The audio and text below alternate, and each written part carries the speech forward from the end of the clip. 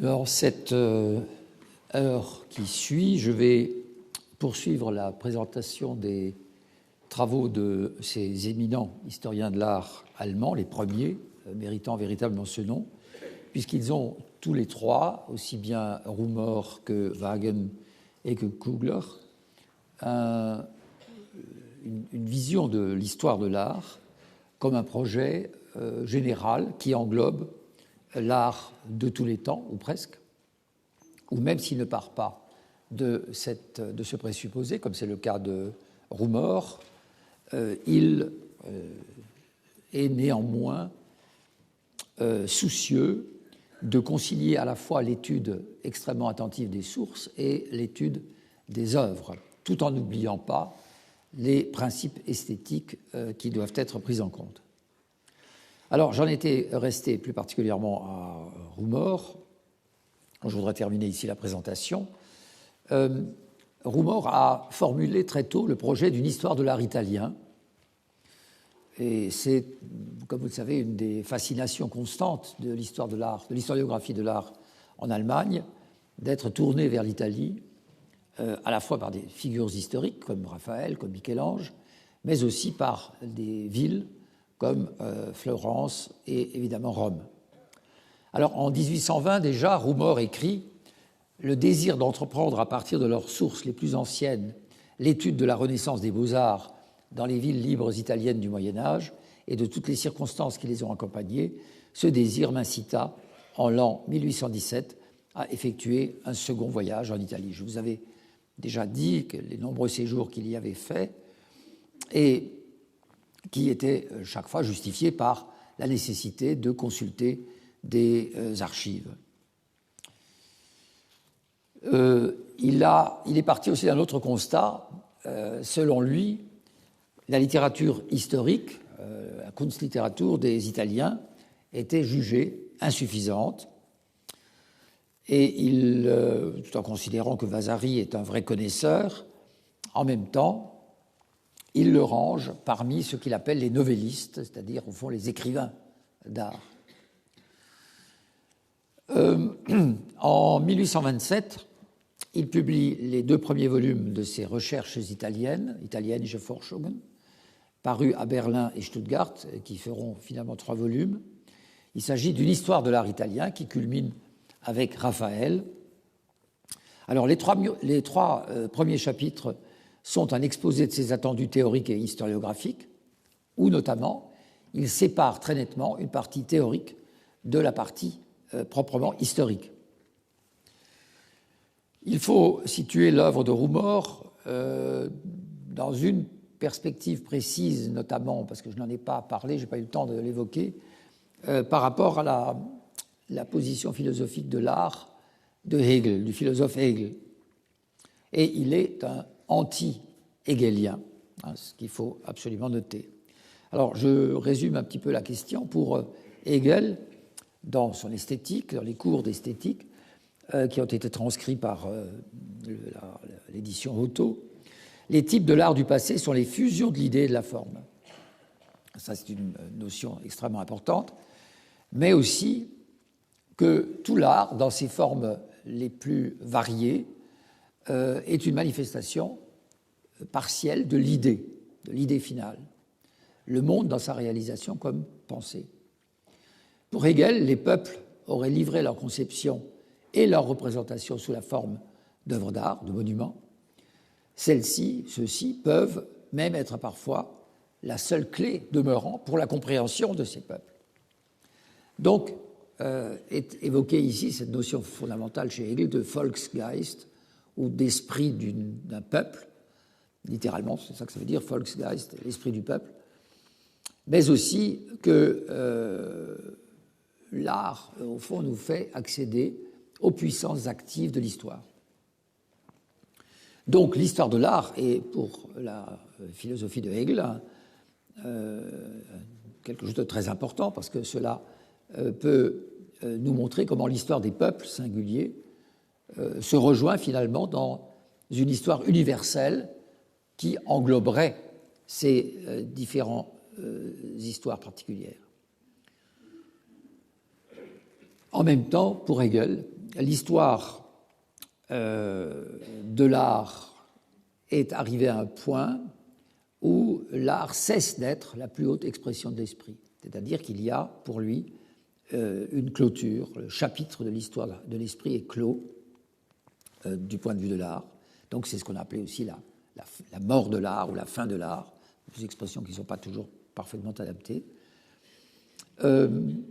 Et cela, cette position éminente de l'art est relayée d'une certaine manière par l'époque de la science dans laquelle nous sommes, sous la forme de la philosophie, où l'esprit trouve finalement sa forme définitive. Donc, telle que Hegel conçoit l'histoire de l'art, elle ne peut être qu'au service de la philosophie. Alors, dans la longue introduction théorique de ces recherches italiennes, Roumor récuse à plusieurs reprises l'esthétique de Hegel. On voit là toute l'opposition, si vous voulez, le heurt qu'il y a entre un système spéculatif et une conception empirique de l'art. La conception empirique de l'art étant évidemment celle de Roumor. Alors voici un extrait de cette introduction. Supposons que nous voulions saisir de manière si pure les arts figurés que d'un côté, rien d'inapproprié ou de superflu n'adhérerait à notre concept, et d'un autre côté, rien qui appartienne vraiment à son essence ne resterait impensé. Nous commencerions nécessairement par ignorer complètement les objets d'art qui existent ou sont possibles. Car comme on peut prévoir que ces objets sont nombreux et divers, ils conduisent nécessairement dans le détail et par conséquent, ils ne fournissent nullement le concept universel qui nous importe. Il y a plus. Comme il n'y a manifestement pas d'objet d'art qui ne soit pas en même temps un objet du concept et de la réflexion, ou ne puisse l'être, il est clair que les arts figurés ne se distinguent pas par leur objet des arts oratoires, que par conséquent on ne peut par ce biais obtenir une représentation claire et exacte des différences de ces deux mondes de l'esprit humain. Mais si les arts plastiques ne se distinguent pas des arts oratoires par l'objet, la différence qui est pourtant bien visible doit reposer soit sur une particularité de la conception, ou sur un mode précis de représentation, ou sur les deux à la fois. Et effectivement, l'élément distinctif des arts figurés ne se situe pas au niveau des concepts, mais à celui des perceptions intuitives, et la représentation doit être mise en évidence de telle manière que, sans adjonction d'activité de l'entendement, elle puisse être directement saisie par la perception intuitive, y compris celle d'autrui. Donc il est bien clairement dit ici, il faut opposer à l'idée du concept, enfin l'idée que c'est par le concept que nous saisissons les œuvres d'art, que c'est par une intuition contemplative en quelque sorte, par une intuition perceptive. En d'autres termes, l'élément distinctif de l'art consiste à saisir aussi bien qu'à représenter les choses, non pas comme l'entendement dans leurs parties et leurs qualités singulières, mais au contraire, dans leur totalité, et non pas progressivement, mais instantanément. Nous allons voir comment, dans d'autres passages, Roumor revient sur ce point. On peut dire aussi ceci, c'est que chronologiquement, même un peu antérieurement aux historiens français, comme Augustin Thierry ou Michelet, qui sont encore fascinés par l'histoire en tant que production littéraire. L'histoire, c'est un acte littéraire, de création littéraire. Roumor introduit dans l'histoire de l'art la critique externe et interne. Il est sensibilisé à cette question, notamment par le grand historien Nibourg, dont j'ai déjà évoqué l'importance la dernière fois sur le plan historiographique.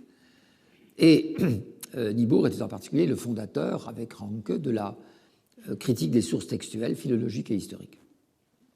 Et cette idée a dominé tout le XIXe siècle.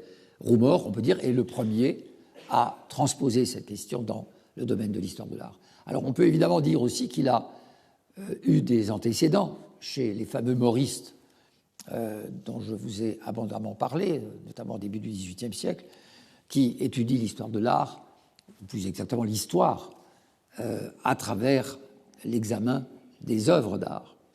Mais je ne pense pas qu'il y ait un lien si direct que cela a été dit entre les moristes et Rumor. Par contre, le contexte des historiens allemands a joué un rôle certainement plus important.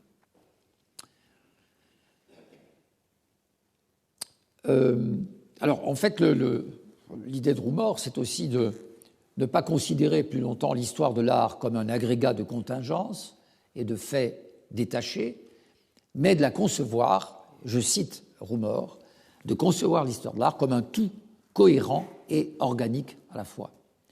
Alors, l'image du tout organique remonte évidemment à Goethe, et il est, je crois, important de noter ici que Rumor a vraiment à l'esprit une conception extrêmement claire de ce que doit être l'histoire de l'art. Même s'il n'a pas finalement écrit une histoire de l'art au sens où l'a fait Kugler plus tard, mais son idée d'une histoire de l'art est bel et bien clairement formulée. Il s'agit de composer une suite cohérente à partir d'un matériau extrêmement divers, amassé.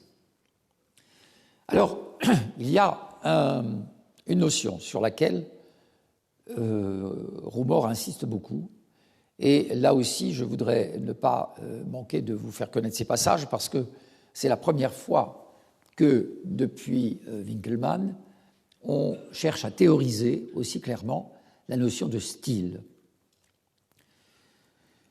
Alors, chez Winckelmann, la question du style, elle est traitée sous deux éclairages, si je puis dire, à la fois sous l'aspect de la théorie de l'art et sous l'aspect de l'étude des objets, mais c'est évidemment dans l'étude des objets que nous voyons à l'œuvre le véritable historien de l'art qu'est Winckelmann, l'observateur très attentif aux objets et à la forme des objets.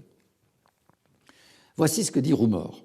Le style, ou ce qui est pour moi le style, ne naît donc nullement, ni comme on le lit chez Winckelmann et dans d'autres écrits sur l'art, d'une orientation ou d'une impulsion déterminée de l'esprit, ni, comme chez les Italiens, des habitudes propres aux écoles et aux maîtres particuliers, mais seulement d'un sentiment exact, mais nécessairement modeste et réservé, d'une limitation extérieure de l'art par un matériau âpre et libre de toute forme dans ses relations à l'artiste. Donc déjà, le style se définit dans une sorte de, j'allais dire presque de travail sûr ou de, on pourrait même dire de lutte avec et contre un matériau. Ce n'est pas seulement contre le matériau, c'est avec le matériau. Les exigences du rude matériau de l'art, dont la satisfaction est pour moi le style, sont d'une part universelles, englobant dans un ensemble toutes les formes d'art. Deuxièmement, des exigences particulières ne concernant que les formes d'art particulières, chacune pour soi. Donc il y a à la fois une sorte de...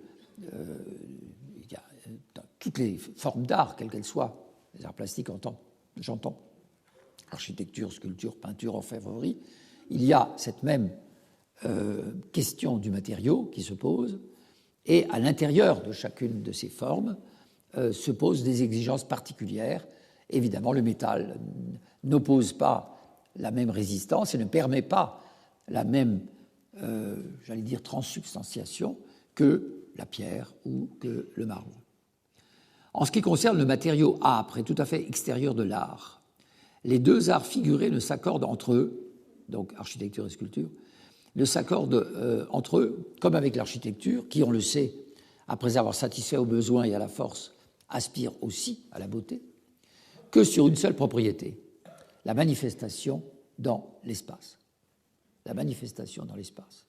C'est ce qui est le dénominateur commun des arts plastiques. La loi la plus universelle et la plus englobante du style est, par conséquent, l'accord des proportions spatiales. Une beauté dont la loi universelle n'a, il est vrai, nullement été constatée. Excusez-moi, je crois que j'ai oublié de vous... Voilà. Nullement été constatée et ne se laisse pas facilement constater, pour laquelle, cependant, nous a été accordé un sentiment qu'il revient particulièrement à l'artiste d'aiguiser et de former. Donc cette question des proportions spatiales, c'est ce qui serait pour Roumor, au fond, la première définition du style.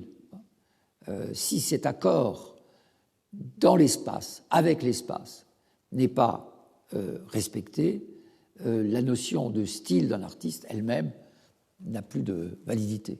C'est très intéressant de penser que dans une telle formulation, Roumor, d'une certaine manière, anticipe sur quelques-uns des grands formalistes du XXe siècle. Je pense par exemple à Faucillon. Faucillon dit des choses tout à fait voisines sur la question de l'appréhension de l'espace, comme première condition du style. Considérons maintenant les lois du style qui concernent en partie la sculpture, en partie la peinture. Le matériau dans lequel le sculpteur construit réellement ses formes est une masse épaisse, du bois, de l'argile, du minerai, de la pierre, etc. La lourdeur et la rigidité de ce matériau n'est jamais dominée, même par les maîtres les plus habiles, au point d'arrêter d'être fortement sensible. Autrement dit, le matériau reste présent malgré sa transformation artistique. La même conception du matériau oblige à ce que partout le sculpteur n'aspire pas seulement à un équilibre réel, qui seul assurerait l'environnement, mais à un équilibre évident, convaincant, qui, dans les statues, sans qu'on soit conscient de la raison, apaise l'âme et la rend plus accessible. On est à nouveau là, presque dans une sorte de formulation à la Winkelmann, dans cet apaisement de l'âme, dans cet équilibre qui, détaché de ce contexte, pourrait presque être une sorte de définition du classicisme. Il est sans doute plus difficile d'indiquer les lois particulières du style en peinture, des lois qui sont en elles-mêmes moins évidentes qu'en sculpture. Pour une raison très évidente, c'est la relation à l'espace. Bon, la sculpture est dans l'espace, elle est elle-même espace, ce que n'est pas la peinture. La peinture est une fiction spatiale. D'où il ressort qu'on a encore enseigné dans les époques les plus récentes, et que notamment dans les académies, on s'est efforcé à constituer le style pictural en imitant des sculptures qui sont dans leur genre exemplairement traitées et d'un style irréprochable. Rien cependant ne peut en principe être plus erroné et plus déplacé dans son application qu'une telle transposition du mode de la représentation d'un genre artistique dans l'autre. Je crois que l'allusion est assez claire, c'est une critique de la peinture néoclassique, d'une certaine façon. En tout cas, un point de vue critique sur la peinture néoclassique qui serait simple transposition de la sculpture sur les deux dimensions de la toile. La loi suprême et la plus indispensable du style pictural naît de cette loi plus universelle qui impose dans l'ordonnance et la répartition des formes et lignes qui représentent tout simplement décors et remplissent, d'observer la mesure et un rapport interne, donc mesure de l'espace et rapport interne des proportions. Car précisément parce que la peinture, grâce au matériau dans lequel elle représente, peut réunir bien des choses dans une image et aspire donc à les réunir, un accord entre les proportions des parties doit être visé avec d'autant plus de soin que la variété penche plus facilement vers la confusion. Donc il reprend ici en fait les anciennes questions débattues dans la théorie de l'art depuis le XVIIe siècle sur la composition du tableau notamment. Alors il parle véritablement d'une nouvelle loi du style qui concernerait la totalité des œuvres d'art. Et cette loi ordonne à l'artiste, par une certaine régularité dans l'exécution des tableaux, de réduire l'attention de l'observateur, de sorte que même s'il le voulait, il serait à peine capable de soumettre quelques parties de l'œuvre prise en soi à la comparaison avec d'autres objets se trouvant en dehors de l'image. Elle se manifeste aussi bien dans l'œuvre de Giotto et de ses contemporains que dans les plus grandes réalisations des aspirations artistiques récentes. Là, c'est la définition la plus générale que l'on puisse connaître des œuvres d'art, pas de ce qui fait le style des œuvres d'art. Et la revalorisation que fait Roumor des primitifs, il l'a fait en soulignant une certaine disposition de l'esprit et la fidélité de la transcription qui caractérise l'art. Je cite, « Si nous comparons par exemple les représentations religieuses des anciens peintres allemands, dont le sens artistique et les capacités étaient dans l'ensemble limités, avec celles de Rubens, qui à tant d'égards leur est supérieure, nous pourrons certainement, si nous ne considérons que l'objet, nous réconcilier plus facilement avec la conception fidèle et spirituelle des premiers qu'avec celle du dernier, tantôt très imaginative, tantôt glaciale. » Et là, il y a incontestablement un pas fait par Roumor vers les Nazaréens, vers ces peintres allemands qui vont tenter de ressusciter d'une certaine manière le style, la manière de peindre, la facture et parfois même l'iconographie des primitifs. Alors, après le 15e chapitre sur Raphaël, Roumor ajoute un important essai que parfois les historiens de la peinture négligent parce que ça ne concerne pas la peinture. Il concerne l'origine commune des écoles architecturales du Moyen-Âge. Les sources communes, la genèse des différentes écoles architecturales qui ont une source commune. L'idée elle-même est extrêmement intéressante, à une époque où, précisément, la question de la grande diversité de l'architecture classique, de l'architecture baroque et de l'architecture gothique est à maintes reprises soulignée. Le principe de l'architecture gothique peut être contesté et son emploi, selon les exigences de notre temps, peut être discuté. Personne, cependant, ne pourra nier qu'après la ruine de la culture antique, elle est la première architecture tout à fait singulière, développée d'une façon systématique qui, qu'on l'approuve ou le condamne, a trouvé les moyens de débarrasser l'architecture romaine de ses lourdes pièces, de leur substituer la maçonnerie, de limiter le travail du tailleur de pierre à ce qui est visible dans le monument. Toutes les écoles d'architecture du Moyen-Âge se rattachent par des transitions progressives à l'Antiquité classique. À l'aide du développement de leurs relations à la fois historiques et organiques, j'ai cherché à repousser les opinions qui attribuent à une absurde impulsion imitative ce qui ne doit être expliqué que par des nécessités, des intentions et des desseins. Donc voilà encore, à propos de l'architecture cette fois, comment il trace une ligne continue entre l'Antiquité, la basse Antiquité notamment, l'Antiquité romaine, et les monuments du Moyen-Âge, et on suit très bien la filiation, comment de là on passe à l'architecture pré-romane, romane, qui ne nomme pas ainsi, et à l'architecture même gothique, qui va s'expliquer par ces nécessités nouvelles. Donc l'idée fondamentale est vraiment celle d'un développement de l'art comme une continuité, de quel développement il ne faut rien écarter, même si l'Italie reste le pays où l'art a connu son développement le plus considérable et le plus spectaculaire. Je voudrais à présent aborder la deuxième figure de cette histoire de l'art naissante, qui est celle de Gustav Friedrich Waagen, qui est alors une personnalité aussi très riche, très intéressante. Il va diriger la galerie de peinture de Berlin à partir de 1830 jusqu'à sa mort, donc pendant presque 40 ans. Il est un des meilleurs connaisseurs de la question des musées, et c'est un homme de musée. La révélation de l'art chez lui doit être sans doute imputée, comme chez beaucoup de ses contemporains, à sa fréquentation de la galerie de Dresde.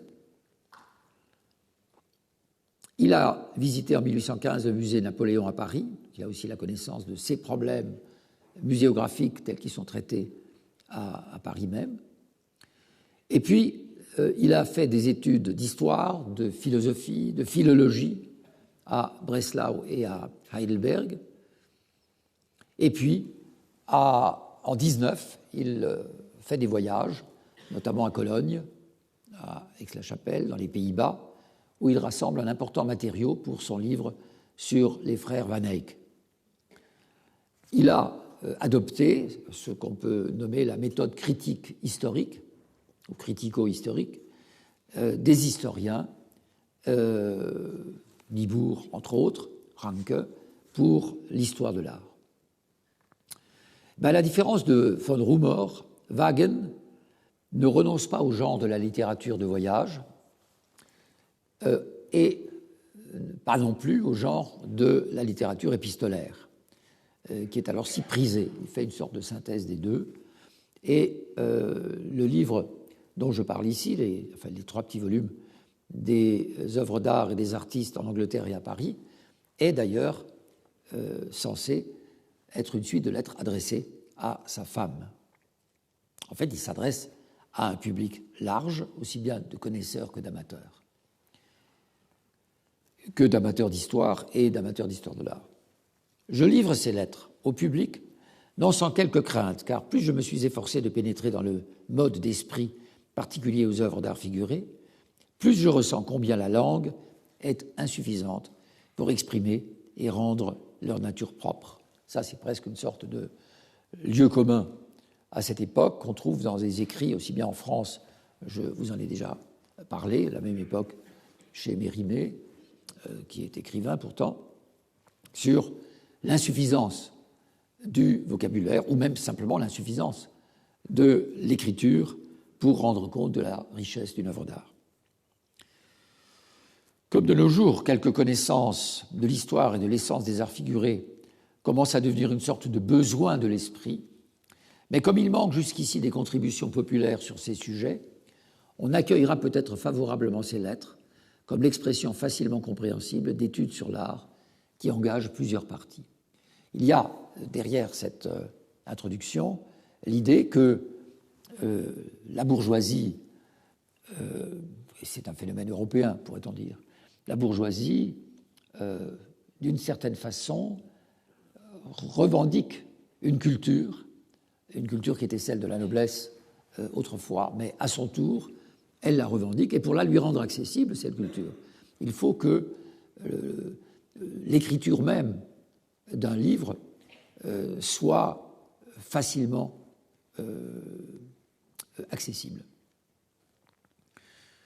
Et dans son avant-propos du 3e volume, il écrit « Ce livre contient le premier essai de fonder sur la contemplation des monuments l'histoire de la peinture en France, dans les Pays-Bas, en Angleterre et en Allemagne, dans ses grandes lignes, depuis le 7e jusqu'au 15e siècle. » Donc, on est là dans un projet d'une extrême importance. Alors, ces voyages, en particulier celui en Angleterre, mais ce n'était pas la seule occasion, n'étaient pas toujours sans arrière-pensée. Par exemple, les tableaux de la collection de Edward Solly, qui était un collectionneur essentiellement de Raphaël et de ses contemporains. Il possédait 677 tableaux, présentés par Wagen dans le 2e volume. Eh bien, ces tableaux seront acquis pour le Musée royal de Berlin un peu plus tard, sur, évidemment, la recommandation de Wagen. Alors, le choix de l'Angleterre est aussi dû, en dehors du fait que c'est un pays de riches collections, c'est le pays de la révolution industrielle, ne l'oublions pas. Nous sommes déjà dans la 2e révolution industrielle à ce moment-là. Les jugements sur l'art s'entrecroisent avec les expériences de voyage en train qu'évoque Wagen. Une sorte d'itinéraire, au fond, pour la bourgeoisie, en quête d'un condensé de la culture européenne et de la modernité. Alors, en 1822, il a publié son ouvrage sur Hubert et Jean Van Eyck, qui est un ouvrage important dans la définition d'une histoire de l'art. D'abord, il nous rappelle que celui qui doit qui veut écrire une histoire de l'art, qui veut écrire sur l'art en général, doit avoir un sens profond du regard, je dirais. Il parle de la Anschauung, de la contemplation, mais presque dans un sens, je ne dirais pas mystique, mais religieux en tout cas. On ne peut comprendre une œuvre qu'en la regardant attentivement. Et ensuite, celui qui veut écrire sur l'art doit aborder l'étude des sources écrites, qui alors seulement deviennent pour lui vivantes et d'une vraie utilité. Quiconque a déjà lu... Alors ça, c'est aussi une précision intéressante. Il place l'étude des sources écrites à un moment où on peut déjà connaître les œuvres, et que du coup, le regard porté sur les œuvres va se modifier. Quiconque a déjà lu beaucoup de choses, en particulier des jugements, donc l'historiographie de l'art, avant d'avoir vu, voit alors avec des yeux prévenus et doit surmonter beaucoup de choses afin de parvenir à une opinion pure et non prévenue. Souvent même, il n'y parvient guère. Un jugement historique sûr ne se forme peu à peu sur les œuvres d'art qu'en lisant et en regardant, activités qui doivent être étroitement liées, se compléter mutuellement. Selon notre propre conviction, en ce qui concerne la partie technique, seul celui qui la connaît, au moins par la pratique, peut juger avec une entière assurance. Enfin, pour celui qui écrit l'histoire de l'art, la connaissance de l'histoire politique, ecclésiastique et littéraire est, dans une certaine mesure, indispensable. Donc il y a l'idée d'une sorte d'histoire globale à partir du prisme de l'œuvre d'art, et aussi, ça c'est évidemment intéressant, dans l'histoire de la culture du XIXe siècle, que l'artiste et que la formation artistique facilite indiscutablement pour lui l'approche de l'œuvre d'art ancienne. Alors ça, c'est une idée qui n'est pas neuve du tout, évidemment, mais qui est intéressante pour la culture de la bourgeoisie du XIXe siècle. Tout bourgeois cultivé savait alors dessiner et jouer d'un instrument de musique. Cela avait été, évidemment, faisait partie de la culture de base. Alors, il s'agit, dans ce livre, de la première étude destinée à appliquer pour l'étude des œuvres du passé cette méthode historique critique que les historiens allemands du début du XIXe siècle ont adoptée. Alors, à l'origine de cet intérêt pour les frères Van Eyck, il y a la connaissance de la collection Boisseret, dont je vous ai déjà parlé, que Wagen a visité en 1819. L'intérêt des romantiques pour la Altdeutsche Malerei, donc pour la peinture allemande ancienne. Il parle en particulier de la collection de frères Boisseret, qui avait à peu près 200 tableaux de primitifs, rhénans essentiellement. Et il souligne l'intérêt de cette collection à cause de son classement rigoureusement historique, dit-il. Un classement rigoureusement historique. Et il compare le travail qu'il convient de faire sur une collection comme celle des Boisseret à celui d'un généalogiste qui part des branches pour remonter aux racines. Donc c'est de nouveau cette idée que chaque œuvre d'art est au fond un surjon d'une végétation, comme un arbre, et qu'il faut remonter aux racines. La partie visible, remonter aux racines. C'est une image botanique dans cette grande tradition de l'histoire de l'art fascinée par les sciences naturelles, mais cette fois, elle engage sur un cheminement qui est beaucoup plus original. Et Wagen pense qu'on peut comprendre les innovations artistiques, les modalités de ces innovations, qu'en prenant en compte l'ensemble des facteurs historiques. L'histoire nationale de l'art et les œuvres des artistes individuels constituent un système d'explication qui va de l'un à l'autre. Comprendre les individus par le caractère national de l'art et inversement. Il faut donc aborder de la même façon l'œuvre d'un artiste, une époque de l'art ou encore l'histoire de l'art national.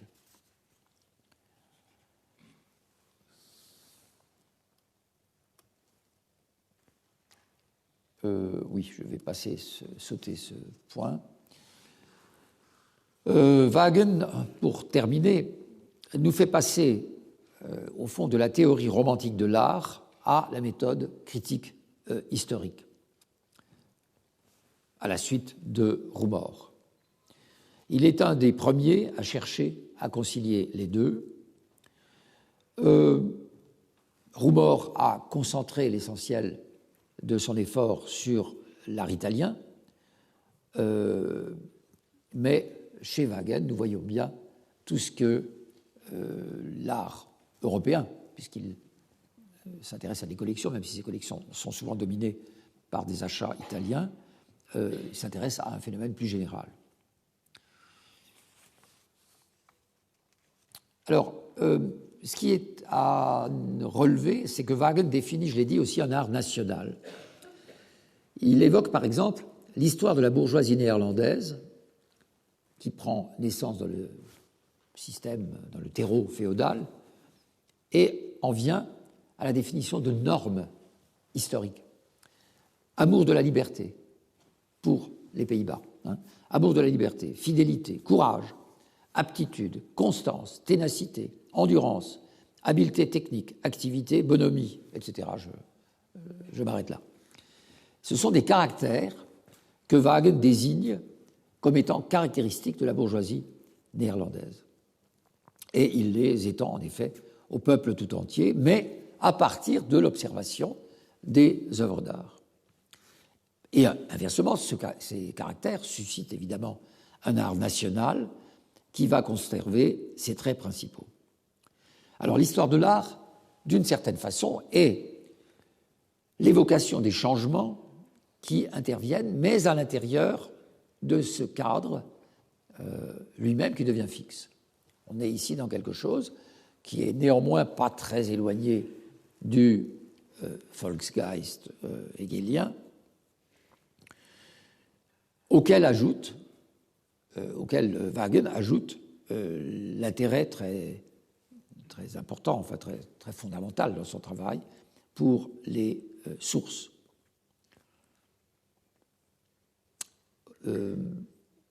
Alors, d'une certaine façon, s'il n'y a pas, affirme Wagen, une certaine disponibilité d'un milieu national ou même régional à certaines œuvres, ces œuvres ne peuvent tout simplement pas avoir d'efficience. Cette question de l'impact dans la réception des œuvres est quelque chose de tout à fait essentiel. Et cette disponibilité est une question qui touche toute une nation. Donc, histoire et histoire de l'art sont dans une relation psychologique. Et ça, c'est vrai pour Rumohr comme pour Wagen. Alors, je voudrais ne pas me mettre en retard, ou en tout cas pas trop. Et je m'arrête à présent à Kugler, Franz Theodor Kugler, qui est la troisième figure importante et qui est au fond le premier à avoir notamment enseigné l'histoire de l'art. Il a fait des cours d'histoire de l'art, je dirais à la limite tels qu'on les entend aujourd'hui. À la seule différence, c'est qu'il n'avait pas, il ne bénéficiait pas des possibilités de les illustrer comme nous le faisons aujourd'hui. Alors Kugler a étudié la littérature allemande aux universités de Berlin et de Heidelberg. Il a fréquenté aussi l'Académie d'architecture de Berlin, où il a obtenu d'ailleurs un diplôme d'arpenteur. Très étrange. En 1833, il obtient une habilitation sur un manuscrit du XIIe siècle de l'Énéide, qu'il a intitulé Die Bilderhandschrift der Aeneid, donc le manuscrit enluminé de l'Énéide, une contribution à l'histoire de l'art du XIIe siècle, 1834. En 1935, il fait un premier voyage d'études en Italie. Il va être ensuite nommé professeur à l'Académie des Arts. Une activité éditoriale très, très considérable aussi en faveur du patrimoine allemand. Et il a il témoigne constamment d'un intérêt très grand pour l'architecture. Il est auteur de manuels, d'une histoire universelle de l'art, je vais en parler, et cette histoire universelle de l'art concerne toute technique confondue et toute civilisation confondue, l'Inde, la Perse, le Proche-Orient, l'Égypte et même les Amériques. Alors, dans son manuel de l'histoire de la peinture de Constantin le Grand jusqu'au temps moderne, paru en 1937, il présente ce travail comme une simple compilation, en ajoutant que parfois cette compilation est augmentée de ses propres recherches. Dans le premier volume, il décrit la peinture italienne depuis l'époque paléochrétienne jusqu'à la décadence des débuts du XIXe, qui serait cette décadence entièrement redevable à David et à sa mauvaise influence, Kugler Dixit. Le volume 2 est destiné à l'Allemagne, aux Pays-Bas, à l'Espagne, la France et l'Angleterre. Et là, il termine par un chapitre sur la nouvelle peinture allemande, une nouvelle floraison de l'art qui est due à Winkelmann, une seconde révolution est due à la redécouverte des primitifs du Moyen-Âge. Alors, parmi les artistes qui prennent le Moyen-Âge pour modèle, précisément, il y a les Nazaréens, mais aussi Caspar David Friedrich, dit Kugler. Il définit une caractéristique, selon lui, de l'art septentrional lors des premières périodes de l'évolution de l'art allemand, auquel nous donnons le nom de style germanique, je cite, des artistes de Cologne et de Westphalie, puis de l'école flamande, et quelques artistes allemands, tous tendent vers une perfection, si ne surgissait pas de temps en temps un élément perturbant. Là, il y a un point très intéressant dans l'analyse que fait Kugler des primitifs allemands en particulier. Alors, quel est cet élément perturbant? Il s'agit de cet élément que l'on nomme habituellement le fantastique. Alors, j'ai mis le mot allemand parce que fantastisch peut aussi se traduire autrement. On peut dire aussi que c'est l'imagination. Ce n'est pas nécessairement dans le sens de fantastique où on l'entend, je dirais en particulier depuis l'avènement des surréalistes. Il forme un trait fondamental dans le caractère des peuples nordiques, et j'aimerais l'expliquer à l'aide de la nature du Nord. Le ciel serein du Sud, l'air pur et transparent, les contours gracieux des montagnes, les formes plastiques de la végétation donnent au regard et à l'humeur du spectateur calme et satisfaction, à la différence de la nature du Nord. Là où le ciel est couvert de nuages, où les brouillards s'enfoncent dans les vallées, où la terre est dépouillée de ses ornements durant la moitié de l'année et s'est assoupie, là, l'esprit est poussé vers une activité propre et il occupe l'espace vide à l'aide de ses propres créations. Très belle idée, même si la question du climat comme facteur déterminant remonte au XVIe siècle. Il y a néanmoins là une très belle idée de cette nécessité qui se ferait sentir chez les peuples du Nord d'occuper l'espace, alors que les Italiens l'occupent par la beauté même de leur nature. Bon. Contradiction. Pourquoi les Italiens seraient-ils alors des créateurs aussi éminents?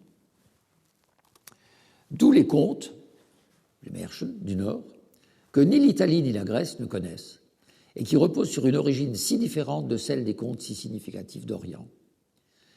D'où les merveilleux spectacles des arts figurés que nous rencontrons si fréquemment dans les ornements de nos édifices du Moyen-Âge, dans les bordures de nos vieux manuscrits sur parchemin. Mais là où la fantaisie déborde dans la démesure et l'énormité, là où elle n'est pas conforme à la loi organique qui constitue le type des formes naturelles, où elle tend à régner selon un arbitraire propre, là le règne de la beauté est mis en danger. Les songes de la fantaisie peuvent prendre la forme d'un spectacle mélancolique, ils peuvent évoluer dans une sphère qui nous attire avec douceur, mais ce n'est que si elle s'est soumise à la seule véritable loi de la beauté, lorsque la force brutale des puissances démoniaques est brisée, que la fantaisie devient le témoignage d'un sens noble, purifié, dirigé, tourné vers le suprême degré.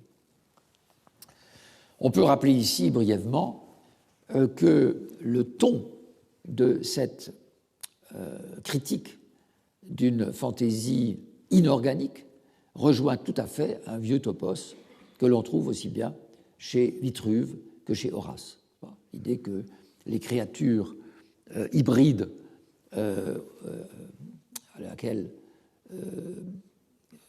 création desquelles se livrent les sculpteurs, par exemple, ou les peintres, sont le signe même d'une sorte de décadence de l'art. Alors, il trouve des caractères exagérés de ce type dans l'œuvre tardive du maître qui a réalisé le fameux retable de la cathédrale de Cologne, le Dombild de Cologne, que je vous ai déjà, dont je vous ai parlé et que je vous ai montré, dans l'enfer du tableau de Danzig de Jean Van Eyck, dans la vision apocalyptique de Memling et dans les œuvres de Jérôme Bosch.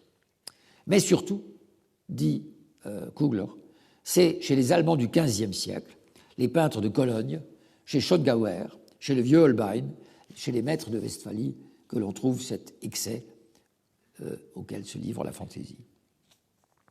Alors il conclut par l'analyse des liens entre l'art et la vie et par une évocation de ce qu'est le patrimoine monumental. C'est dans l'édification de monuments, fussent-ils architecturaux ou de peinture et de sculpture, que réside la plus grande force morale de l'art. Ce sont des lieux de mémoire. Traduction littérale de Gedächtnisstätten.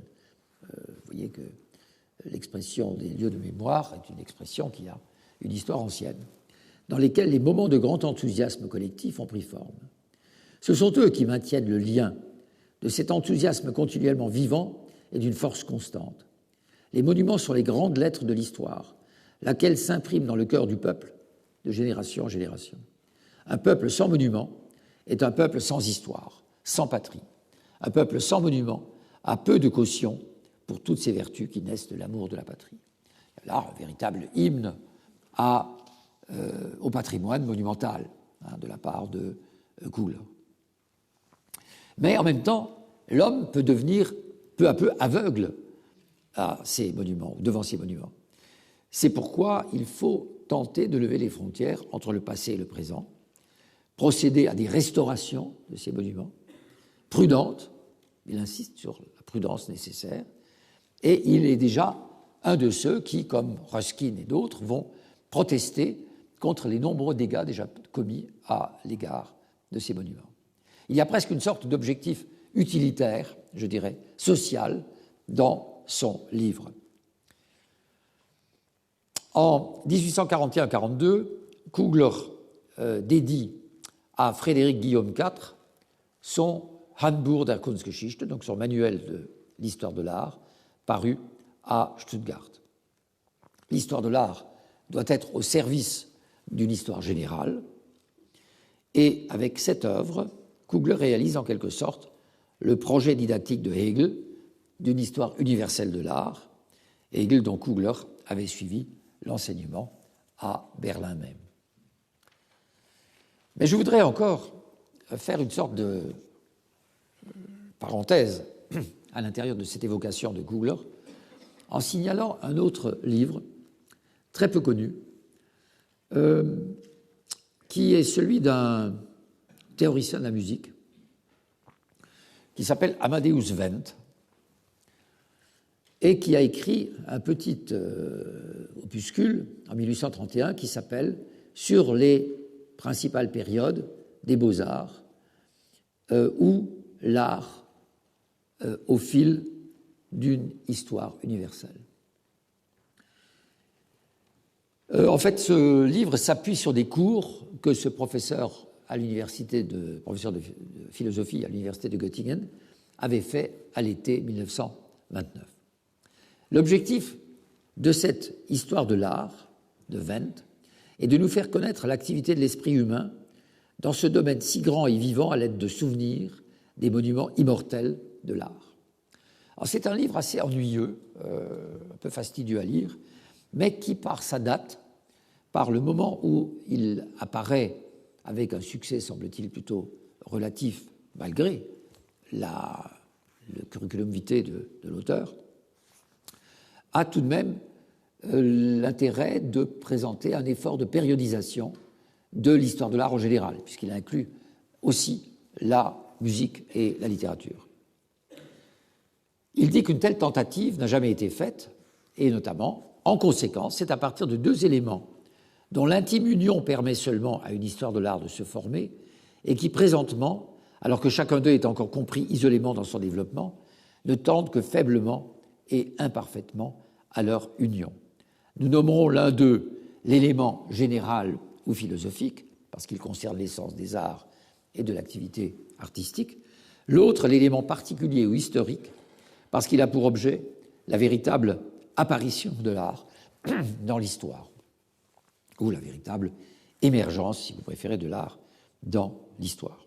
Donc il a ce souci de lier l'histoire, d'où l'effort de périodisation, et qui est une véritable histoire de l'art, en fait, avant Kugler, sans le génie de Kugler.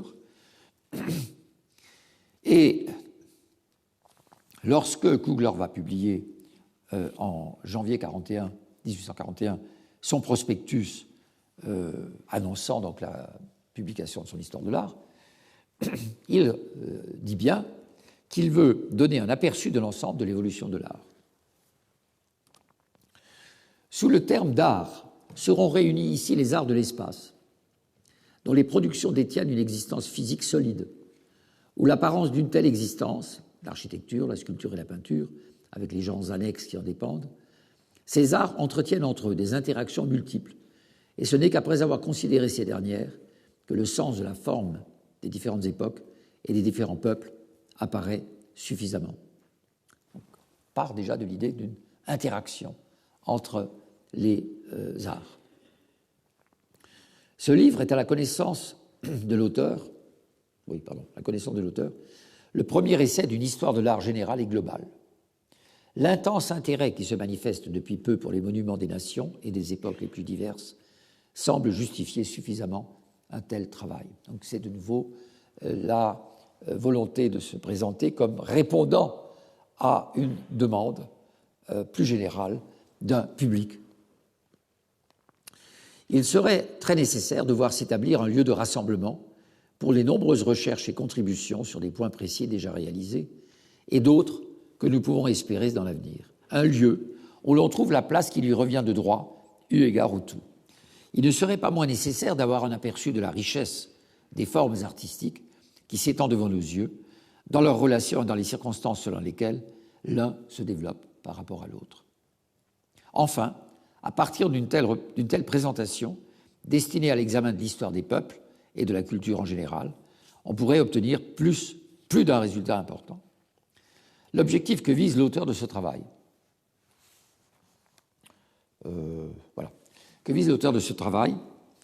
est de suivre pas à pas le développement progressif de l'art. Dans la mesure où nos connaissances actuelles le permettent, chaque degré particulier sera présenté dans son développement singulier, dans ses commencements, dans ses manifestations significatives et jusqu'à ses effets et ses répercussions les plus tardives. Donc, commencement, ensuite les manifestations les plus importantes de l'art et leur réception. Ce n'est que par ce moyen qu'il sera possible de donner une claire présentation du développement général, tandis que dans un arrangement purement synchronique, les phénomènes les plus divers devraient souvent se voir juxtaposés. Donc vous voyez comment il définit une histoire diachronique avec des ponts, des passerelles entre les différentes techniques et leur développement respectif. Le manuel, en fait, le Handbuch est alors un genre nouveau de l'écriture de l'histoire de l'art. Il y a une différence importante entre les deux livres, les deux Handbücher, donc les deux manuels qu'il a écrits, celui de l'histoire de la peinture en 1837 et celui de l'histoire de l'art en 1842. Le second n'est pas illustré du tout. Le manque d'intérêt que Kugler a manifesté pour l'illustration et même pour la naissance de la photographie, la naissance de la photographie, c'est en 1939. Évidemment, vous allez me dire, c'est essentiellement le daguerréotype à ce moment-là, et que les tirages papier sont un peu postérieurs, mais tout de même, il n'a pas, semble-t-il, été attentif à cette question immédiatement, comme on aurait pu s'y attendre. Il a la volonté d'embrasser une totalité d'objets et de savoirs, des documents sur un certain savoir personnel d'un auteur, donc il dépasse la simple compilation, il fait vraiment de l'historiographie et volonté d'édifier un système comme Winckelmann. Son projet scientifique, c'est de rendre l'histoire à l'aide de témoignages artistiques, c'est donc une histoire critique. L'art ainsi montré doit contribuer à la connaissance, mais aussi à la stimulation des artistes de son temps. Il y a là une différence importante avec Hegel dans son esthétique, qui pense que l'art du passé ne peut être approché que scientifiquement. Donc, il y a une certaine filiation entre Winckelmann et Kugler d'une manière tout à fait indiscutable dans cet objectif qui consiste à écrire un livre qui a aussi une visée d'intérêt immédiat. Alors, dans l'histoire de l'architecture, qu'il va publier à partir de 1856 et qui va connaître beaucoup d'éditions successives, et en particulier des éditions remaniées par Jacob Burckhardt et Wilhelm Lübke. Il y a là une définition tout à fait intéressante de la notion d'histoire architecturale. De l'élargissement plus considérable et plus libre de la science historique que nous devons aux recherches de ces derniers temps, j'en ai parlé à plusieurs reprises, j'ai voulu tirer un gain proportionné à mon propre travail. Bien plus qu'auparavant, ces recherches ont fait sortir de leur isolement autochtone les peuples de la Terre et ont rapproché de notre regard les relations d'échange dans l'évolution de la culture. La critique de l'histoire architecturale offre peut-être maint trait pour compléter ce tableau. Cependant, l'archéologie en tant que telle n'a pas été le but de mon travail. Au même moment, en France, l'archéologie et l'histoire de l'architecture sont souvent encore confondues. L'archéologie n'a pas été le but de mon travail, ni la discussion des aspects exclusivement techniques. Mon objectif se limitait à la présentation de l'aspect artistique de l'architecture et à son développement historique. Il a fallu cependant se référer à chacun de ces deux éléments dans la mesure où cela était nécessaire pour la connaissance du phénomène artistique. Un traitement exhaustif des deux relève de disciplines autochtones. L'histoire de l'architecture concerne une partie importante de l'histoire générale de la culture. Elle n'en contient pas moins la matière pour une partie importante de la théorie générale de l'art. Elle livre l'histoire de l'origine, de l'évolution, de la formation et des transformations des formes architecturales et des réalisations. Pour la compréhension de ces dernières, j'ai, selon les systèmes particuliers, présenté ce qui, à mon avis, est le plus nécessaire. Une présentation complète des principes esthétiques qui opèrent dans la création architecturale m'eût à nouveau écarté de mon véritable objectif. J'espère qu'il me sera permis de donner un jour des contributions indépendantes sur ces sujets. Donc, en fait, son travail, qui a consisté en la réunion d'un immense corpus, reposant évidemment sur la lecture et la connaissance d'une énorme bibliographie, même déjà à cette époque elle était considérable, pour réunir une histoire universelle de l'art, eh bien tout cela se fait avec en même temps un souci des théories architecturales, des principes esthétiques, donc aussi bien classiques que ceux des temps anciens, qu'il se propose d'étudier à une autre occasion. En raison, ici dans la partie inférieure, en raison des relations d'échange entre l'architecture et les autres arts de l'espace, une articulation reposant plus strictement sur la périodisation a dû être privilégiée dans ce manuel.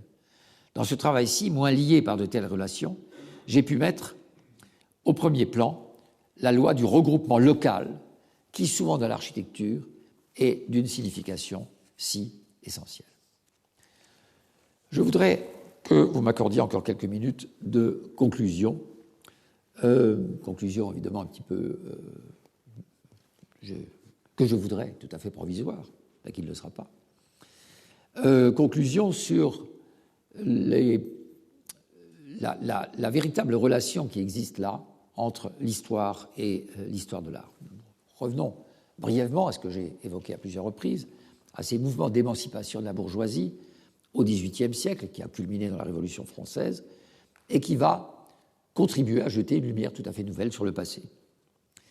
L'histoire elle-même, le genre historique, se diversifie en de nombreuses formes au XVIIIe siècle, compilation, histoire chronologique, récits littéraires, etc. Dont, tout de même, pour lesquels il y a un point de convergence, qui est le récit synthétisant de matériaux complexes et hétérogènes. On change de paradigme. L'historien va raconter désormais le passé au nom du présent afin de rendre un jugement efficace, efficient. Chez Voltaire, l'histoire de l'humanité est un combat constant de la raison civilisatrice, l'esprit humain, comme il l'appelle. Philosophie et histoire se voient rapprochées. Par exemple, Jean-Jacques Rousseau pense que la philosophie doit compléter l'histoire, les faits historiques, par des hypothèses, afin de conclure à un système, dit Jean-Jacques. Et c'est exactement ce que prétend faire Winckelmann. On voit encore les mêmes arguments chez Guizot dans son Histoire de la civilisation en 1828. À partir de Montesquieu jusqu'à Gibbon, l'histoire est doublement cycle et progrès en même temps, qui est quelque chose de tout à fait contradictoire. Soit elle est cyclique, soit elle progresse. Mais elle est conçue comme les deux à la fois. De plus en plus est considéré comme important le point de vue à partir duquel l'historien regarde le passé. Et en même temps, et ceci n'est pas négligeable pour la distinction qu'on va faire avec l'histoire de l'art, le roman historique est un genre déjà cultivé par Voltaire, rappelez-vous Candide, et les grands historiens du XIXe siècle vont être des lecteurs assidus de Walter Scott, par exemple. Donc la question de l'imagination est introduite d'emblée dans la définition de l'histoire. Alors, à la différence de l'histoire de l'art a toujours cherché à ordonner la diversité des faits, c'est-à-dire des objets, des realia, à partir du moment où elle a quitté l'enchaînement des biographies. Donc, à partir du moment où les biographies de Vasari ont été contestées, c'est déjà le cas avec Mancini, rappelez-vous, mais ce sera surtout le cas à partir du XVIIIe siècle, la fin du XVIIIe siècle, eh bien, à partir de là, la question de l'histoire de l'art se pose en des termes qui sont au fond très différents de ceux de l'histoire. On cherche à réunir des faits pour les classer, pour leur donner un ordre. Alors, l'histoire de l'art telle que l'ont pratiquée Rumor, Wagen ou Kugler tente à établir des relations entre des aires culturelles ou chronologiques différentes pour définir l'ordre qui leur a présidé. On se rapproche donc d'une conception de l'art comme cristallisation d'une culture, et là, la prochaine étape, qui ne sera pas pour moi devant vous, c'est la civilisation de la Renaissance en Italie, 1860, de Jacob Burckhardt. Je termine là et je traiterai la semaine prochaine, non pas à 10h, je le rappelle, mais à 11h, une question qui sera à la fois pour moi une sorte de, j'allais presque dire d'allégorie, de mon enseignement et en même temps une question qui me paraît très importante, c'est celle de cette béquille, comme un historien de l'art allemand l'a appelé, de cette prothèse dont se sert l'historien de l'art depuis bientôt un siècle et demi, à savoir la photographie ou la projection. Voilà, donc je vous donne rendez-vous la semaine prochaine à 11h. Nous continuons dans quelques minutes, bien entendu.